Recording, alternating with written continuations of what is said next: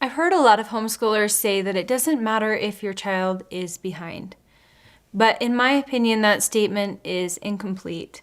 The complete statement should be, it doesn't matter if your child is behind other children their age if you are being consistent and wise with your child's education. Not perfect, but consistent and wise.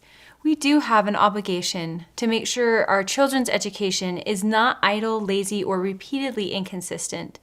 So many homeschool blogs say, don't worry at all if your child is behind. But I believe in balance. I believe it's important to make sure that your child is learning and progressing in a way that will allow them opportunities now and throughout their lives. You should have concern and care about whether or not your child's education is giving them everything they need. But you shouldn't compare yourself or your child to others, and you should be realistic and allow imperfection as well. So let me share a few thoughts with you. First, each child develops at his or her own pace. Just as each child learns to walk, talk, and tie their shoes at different rates, children learn academic topics and life skills at different rates. When your child is an adult, it won't matter exactly when they took their first step or mastered multiplication tables. Barring any learning disabilities, reasonable, consistent efforts are all you need to focus on, because even if it is imperfect or slow, children can and do catch up as long as intentional learning is actually happening. Next, I suggest not putting your child at a higher course level than is right for them. It can be extremely frustrating for a child to work on a level of curriculum that is too high. And it can actually slow down the child's progress as they don't have the right foundational skills and knowledge to build from. So even if you want your child to be on the same grade level as most children their age, placing them on the level that matches their knowledge and skills is so beneficial for their academics and also for gaining confidence and enjoyment in learning.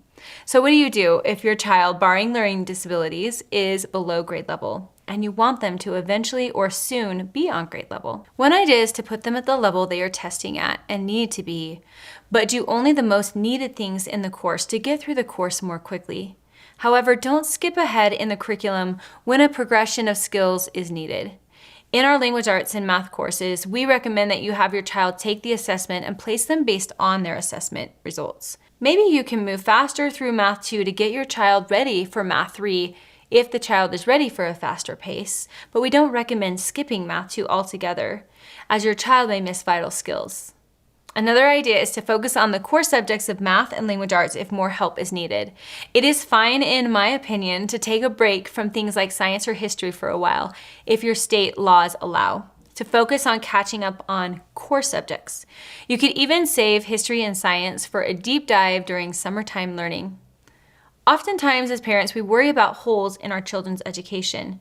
Certain skills do need to be learned in succession. A child needs to know how to count before they can add, and they need to understand subtraction before they can learn division. However, other perceived gaps in education are not ones that we need to worry about as much as we do. Each person listening to this video is a functioning adult raising a family, yet we all have gaps that we might not know as much about. We might have never taken a class about the history of World War II, and we are okay. But please, if you have concerns, do take time to rule out any learning disabilities, from dyslexia to ADHD. There are many diagnoses that affect the way children's brains take in or process information. Having a label for what might affect our children can help us. Knowledge is power, and understanding any learning differences can give us, as parents, the power to find ways to help our children connect with what they need to learn best. Give yourself permission to know that if a child is at grade level in one subject and not at grade level in another subject, it's okay.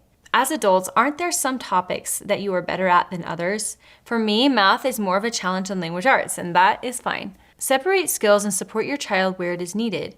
We often look at subjects broadly. For example, let's take a look at language arts. It is one of our courses in our curriculum, but really, it consists of many different skills that do not progress in children at the exact same rates. A child may have skills to read a higher level book, but lack the reading comprehension to move ahead. A child may be excellent with grammar and reading, but struggle with spelling.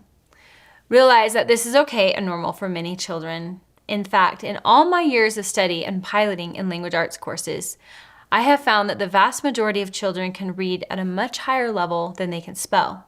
That doesn't mean they're behind or bad in language arts. It just means they may need extra time and possibly additional support in one area. One of the greatest benefits of homeschooling is that we can meet our children's needs right where they are. I encourage you to think of a course level as a loose guide, but not a firm requirement. In some cases, your child may be great with math and working at a higher level than some other children their age, but might need more time with language arts and to work at a lower level. That doesn't mean the learning is not just right for them.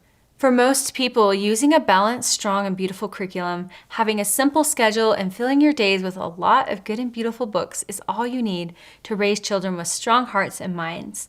Where you see lagging skills, you can evaluate whether or not the child just needs more help in that area or if they are just not ready for that level of work. And if they are not, that's okay. If they need extra work, be confident in small and consistent steps. Over time, they will make a difference. May you be encouraged and confident in the wonderful opportunity you have to help your precious children grow, not only in their minds, but also in their hearts.